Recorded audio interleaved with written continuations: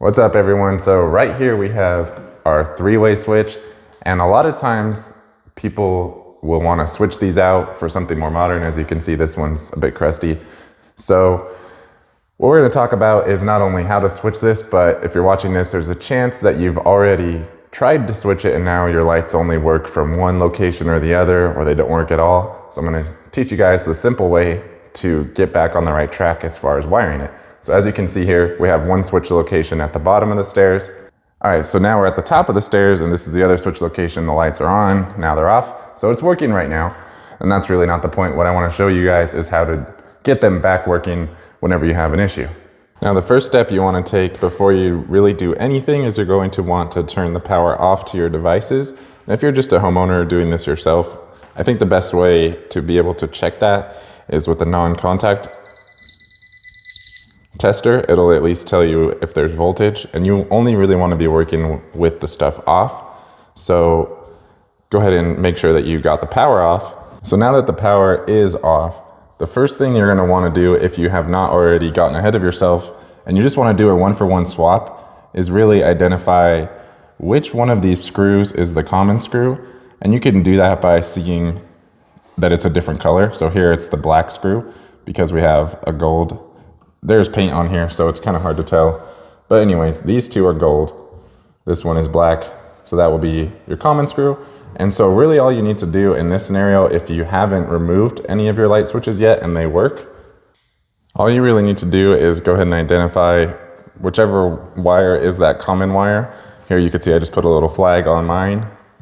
And then what you're gonna end up doing is on your new three-way switch, you're gonna put that on the common screw here. And it doesn't matter which way you put the other two wires as far as on the traveler wires. Either one of the two gold screws is going to work just fine. Now, if you're here because your three-way switches don't work and you're trying to get them to work, this is where we're gonna get you back on the right track. So with the power still off, you wanna separate all three of your wires and make sure that no copper is touching anything, and you have them separated something like this. Then, once you have that done on both sides of the switches, then go ahead and turn the power back on. And now what you're gonna do is you're gonna take your non-contact tester, and you're not gonna have any power except for one wire. And I'll show you that here. We'll go upstairs. Now we already know which ones are common wires because I did flag them on both sides. But here you can see this common wire also does not have power. So what that tells us is that over here, this is the source. So you already solved this one. Now that you know this wire was the one that had power, this is your common wire down here. So you just need to identify which wire is going to be your common wire upstairs. All right, so as you can see here, we're back at the bottom of the stairs. I did strip these wires back. If yours were already stripped, that's fine. You can leave them stripped. Just be aware that when you turn the power on, there would be power on one of them, so be careful of that. That being said, this is the final step to identifying your common upstairs. So all you need to do is take these three wires. Well, first turn the power back off. Once we've identified this wire, we know that's the only wire that's powered up. So now go turn the power back off. Now the power is back off. You can come together, and what you want to do is you want to tie all three of these wires together. Now the best way to do that is with a wire nut.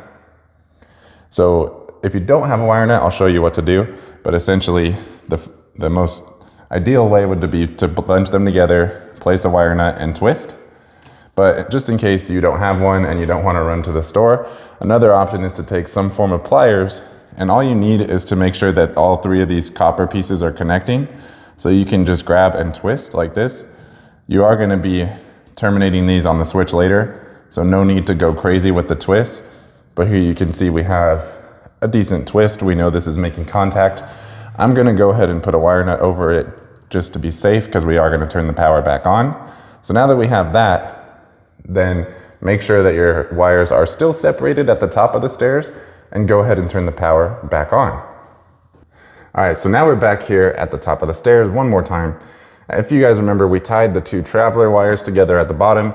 So what we're going to be looking for up here to identify the common is the one wire that does not have power. So now that the power is back on, you can see we have power here, we have power here, no power here, which means this is your other common wire. So go ahead and flag that. And now that you got your two commons identified, put those on the black screw and you'll be good to go.